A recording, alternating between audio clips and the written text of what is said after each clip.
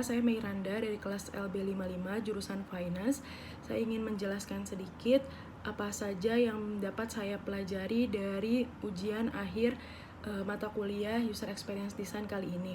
Untuk bagian pertama mengenai hierarchical test analysis. Hierarchical test analysis atau biasa disebut dengan HTA merupakan metode yang mendetailkan langkah-langkah kerja apa saja yang akan dilakukan untuk mencapai suatu tujuan tertentu.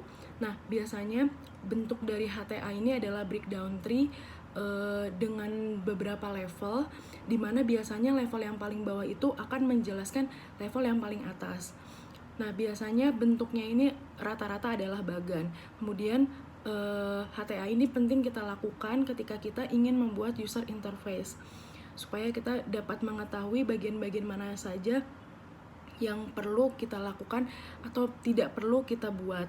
Nah, untuk user interface sendiri merupakan semacam prototipe aplikasi untuk lebih mengetahui lebih detail bagaimana nantinya si pengguna akan menggunakannya. Nah, dalam membuat user interface ini sangat penting diperhatikan, banyak yang perlu diperhatikan.